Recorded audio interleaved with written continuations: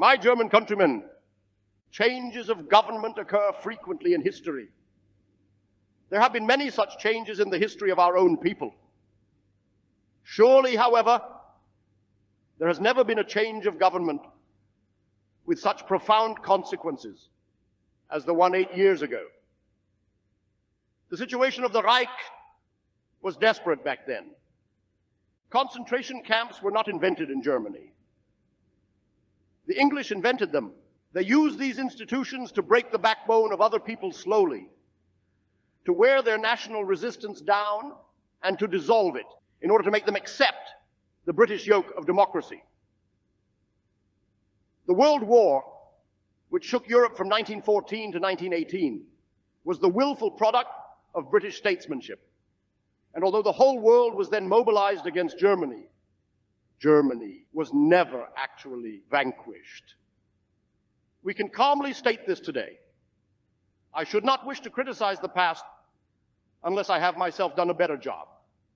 Today, however, as a man who has done a better job, I can critically appraise the past and judge it.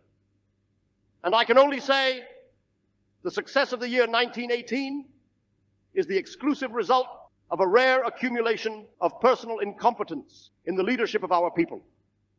A unique accumulation which never before happened in history. Nor will it repeat itself in the future, believe me. And if the English today come and think that it is enough to insert the old propaganda player roles of the year 1917 to 1918 in the phonograph, then all I can say is they have forgotten nothing. And to their misfortune, they have not learned anything either.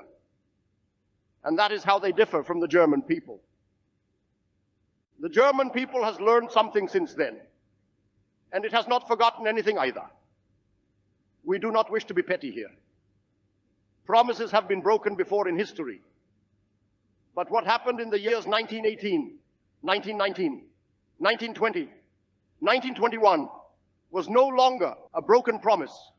It was one broken promise after another. It was the greatest inner struggle ever in our history. We had the same opponents, those who always confronted us abroad, a mixture of all international feeling, thinking, and acting persons from all countries. My countrymen, you know the coalitions which faced us then, and I can say today, in this mental struggle, we have emerged as masters everywhere. Since after I was finally called to power, I came to power legally, under the Reich presidency of Field Marshal von Hindenburg, because of the strength of the movement which stood behind me. That means the so-called National Socialist Revolution vanquished democracy in a democracy with democracy. As everywhere I followed the path of instruction, education, and slow adaptation, for it was my pride to have brought about this revolution in Germany without a single glass pane shattering. A revolution which led to the greatest upheaval ever seen on earth. It did not destroy even the least of values, but instead slowly set things straight. Set the course until finally the great community has found its new form. That was our goal. And it was the same in foreign policy. I stated my platform. Elimination of Versailles. One should not be silly in the outside world today. Should not pretend that I had only discovered this platform in the years 1933, 1935, or 1937. Instead of listening to the foolish talk of the emigrants, the gentleman would have done well to read what I wrote over 1,000 times. No man ever declared and wrote down more often what he wanted than I did. And time again I wrote, elimination of Versailles. And when I came to power, I did not then say to myself, as democratic politicians do, never expect gratitude once you've served your purpose. Instead, I made the solemn resolve. I thank you, Lord God, for bringing me to where I can finally realize my platform. And here too, I did not want to realize this platform by force. Instead, I spoke. I spoke as much as a man can. My speeches before the Reichstag are evidence of this. No democratic statesman can swindle history from them. The offers which I made them, How often did I ask them to be reasonable and not to take from a great people the foundations of its life and existence? How often did I prove to them that this was not to their advantage, that it was senseless, and yes, that it was to their detriment? The things I did over the years to ease the way to an understanding for them. Never would it have been necessary to enter into this arms race had the others not wanted it. I placed many proposals before them. However, every proposal which came from me sufficed to agitate a certain Jewish internationalist, capitalist clique immediately, just as had been the case in Germany, my countrymen, where any reasoned proposal from National Socialists was rejected, primarily because we had made it. However, we had no reason to bow to this outside world. Or do these English truly believe that I have some sort of inferiority complex about England? They betrayed us with their swindle and a lie back then. But the British soldiers did not defeat us. And it does not look today as though things have changed. It was clear to me that if nothing could be achieved by means of voluntary discussion and negotiation in Geneva, we had to leave Geneva. Never in my life have I imposed on anyone. Whoever does not want to speak to me does not have to. I don't care. We are 85 million Germans, and these Germans do not need that. They have a mighty historic past. They already had an empire when England was only a small island, and that for more than 300 years. For England, these colonies are useless. It has 40 million square kilometers. What is it doing with them? Nothing at all. It is the avarice of old usurers who do not want to give away what they possess. They are sick creatures. If they see that their neighbor has nothing to eat, they would still rather throw what they possess into the sea than give it away, even if they cannot use it themselves. They get ill at the thought that they could lose something. And I did not even ask for anything that belonged to the English. I asked only for what they robbed us of and stole from us in the years 1918 and 1919. Robbery and theft, contrary to the solemn assurances of the American President Wilson. We did not ask anything of them. We did not make any demands. Again and again, I stretched my hand out to them, and still, everything was in vain. The reasons are clear to us. For one, it is German unification as such. They hate this, our state, irrespective of what it looks like, whether it is imperial or national socialist, democratic or authoritarian. That makes no difference to them. And second, above all, they hate the rise of this Reich. And here lust for power abroad and base egoism at home join forces. When they say we can never come to an understanding with this world, then this world is the world of the awakening social consciousness with which they cannot come to an understanding. I can make only one response to these gentlemen on both sides of the ocean. The socialist world will be the victorious one in the end. The social conscience of all people will be roused. They can wage wars for their capitalist interests. But these wars themselves will ultimately pave the way for social upheaval among their people. It is not possible in the long run to gear hundreds of millions of people to the interests of a few individuals. The common interest of mankind will gain the victory over the interests of these small plutocratic profiteers. Just a short while ago, they conclusively proved to us that our officers and generals are worthless because they are young and infected with National Socialist thinking. That is, they have some contact with the broad masses. Now events have shown where the better generals are, over there or here. If this war lasts any longer, then this will be a great misfortune for England. They will get to see real action. And one day, perhaps the English will send a commission over here in order to adopt our platform. National Socialism will determine the coming millennia in German history, which would be unthinkable without it. It will fade away only when its political planks have become self-evident.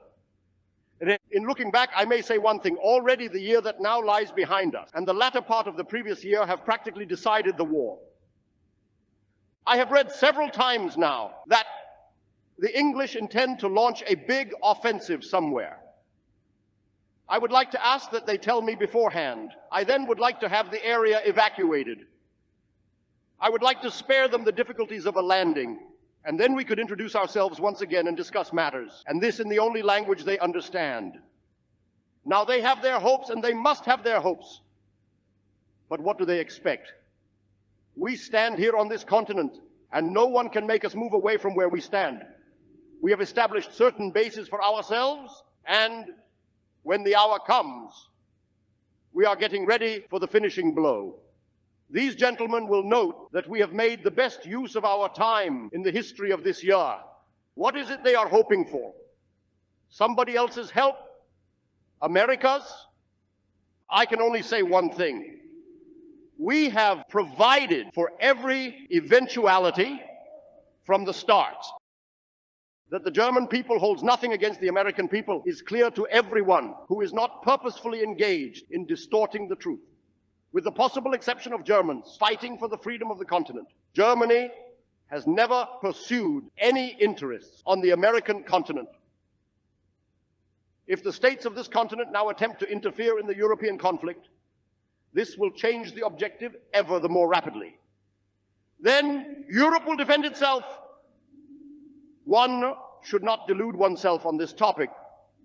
Whoever believes that he can help England should know one thing in any event. Any ship with or without escort that comes in front of our torpedo tubes will be torpedoed! We are in a war that we did not want. On the contrary, it is impossible to stretch out your hand more often than I did. If, however, they want this fight and aim to wipe out the German nation, they will get the surprise of their lives. They will not meet with the spent Germany of the World War. Instead, they will find a Germany mobilized to the highest degree, fit for action, and determined to fight. If others entertain different hopes, then I can only say that I do not understand them. They say Italy will defect. The gentlemen should not go about inventing revolts in Milan. Instead, they should take care that none break out in their own countries.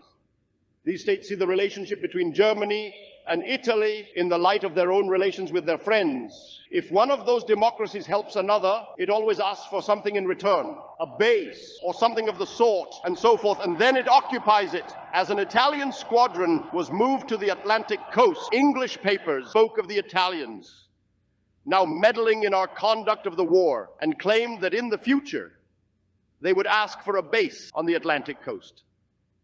Now that there are German squadrons on the coast of Sicily, they say that Germany will probably confiscate Sicily. May the gentlemen rest assured, these antics impress nobody in Germany and Italy. They merely show the pathological lack of wit of those people who dish up this stuff in England. And above all, it shows that they have not understood the meaning of this war. It is this: where we can beat England, we will beat England. And if they already regard the several failures of our partners as proof of their victory, then I just do not understand the English. Until now, they have always regarded their own failures as proof of their victory. And the gentlemen may rest assured of this. The bill we will present will be for the total, and it will have to be paid at the end of the war, point for point, square kilometer for square kilometer. And may these gentlemen also rest assured of one fact. The Duke and I, the two of us, are neither Jews nor are we profiteers. When we shake hands, this is the handshake of two men of honor. And I hope this will dawn on these gentlemen and become clear to them in the course of this year. Perhaps their hopes rest on the Balkans. I would not attach great importance to this either, because one thing is sure: where England makes an appearance, we will attack it. And we are strong enough for it. Perhaps they trust in other states whom they still hope to draw in. I do not know, but I can assure you of one thing, my party comrades, who know me as a caring man who always looks ahead. We have carefully and soberly considered every conceivable possibility and taken it into account. In the end, however, the victory will be ours.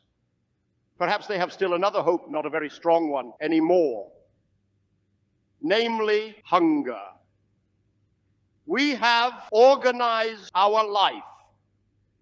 We knew beforehand that you cannot live in luxury during war, but never will the German people starve. Never. Rather, the English. The gentleman may rest assured of that. Lack of raw materials. We also made provisions for this. That's why we have the 4-year plan. Perhaps some of the English have realized this by now. That means only one thing, namely, that they truly believe they can once more fog the German people with their lies and their empty talk. I can only say to this, they should not have slept so long. They should have paid more attention to the inner development of the German people. With the same stupidity, they undertook to estrange the Italian people from the duchy. A British lord stood up to appeal to the Italian people to follow his lordship instead of the duchy. What a blockhead. And then another lord stood up and urged the German people to follow his lordship and to turn away from me. I can only tell these men that better men than you have tried that. That's the idea these people have of the German people, of the national socialist state of our community, of the army, of our marching masses. That's the idea they have of propaganda. And because they themselves did not seem to be too convinced of the effectiveness of their ideas, they borrowed a few men from Germany. But those were the men who were the losers here, the immigrants. They are their advisors. We can see that just from looking at their pamphlets. We know exactly. He wrote this, the other one wrote that. It is just as stupid now as it was here at the time. Only the masthead back then read Voss newspaper. Now it reads Times or something of the sort. And these people really think such an old ancient trick, which did not work anymore at the Voss newspaper, would suddenly work again if only they used the company name Times or Daily Telegraph. Truly, softening of the brain seems to have broken out among these democracies. They may calm themselves. The German people will do everything necessary in its own interest. It will follow its leadership, because it knows that this leadership has only one goal. It knows that at the head of this Reich today, there is a man who does not carry a portfolio of stocks in his pocket and who does not pursue any other private interests. This German people is sworn to me. I know this and I am so proud of it, and it will go through thick and thin with me. A spirit has come to life again in this people, a spirit which accompanied it during long periods of the past. This fanatic willingness to take everything upon ourselves. For every blow we receive, we will return with interest and compound interest. Whatever they may mobilize against us, and if the world were full of devils, we would still succeed. And when they say, as one last thing, but the mistakes they are making, God who does not make mistakes. I read this morning that an English minister, I do not know who he was, calculated by some process that I have made 7 mistakes in the past year. That is in the year 1940. 7 mistakes. The man is wrong. I did not make 7 mistakes. I made 724. And I continued counting. My opponents made 4,385,000 mistakes. He can trust me on this one. I went over the figures carefully. We will move on, even with our mistakes. And if we make as many mistakes this year as we did last year, then I will thank my Lord God on my knees at the end of the year. And if our opponents do as many clever things as they did last year, then I can likewise be content.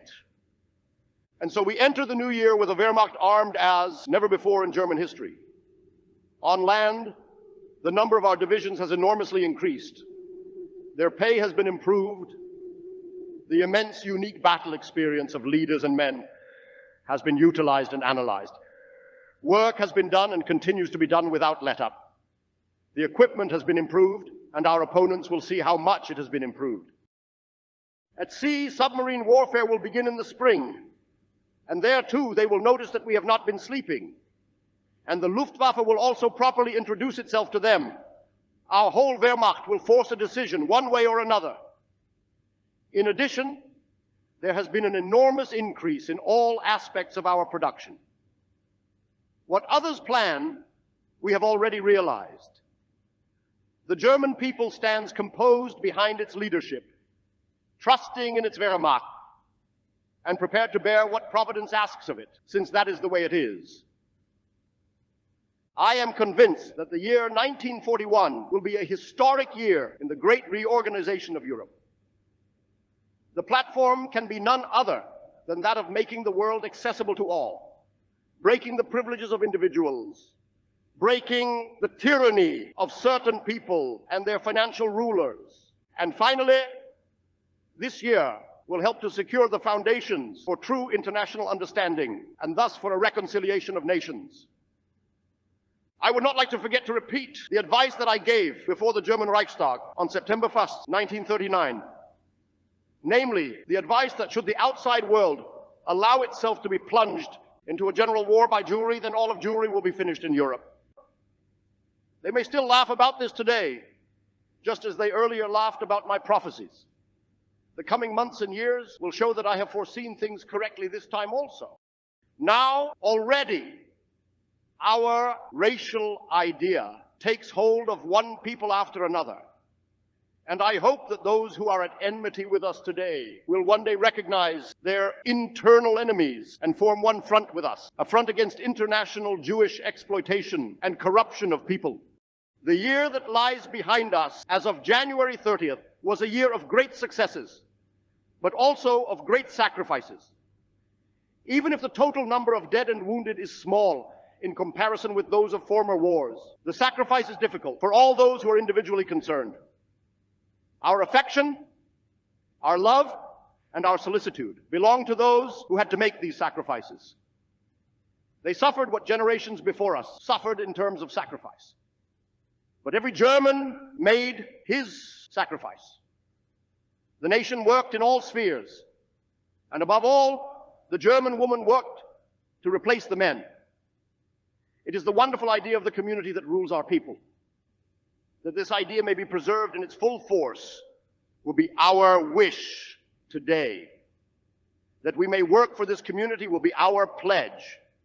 That we may gain the victory in the service of this community will be our faith and our confidence. And that the Lord God may not abandon us in this struggle in the coming year will be our prayer. Germany Sieg Heil.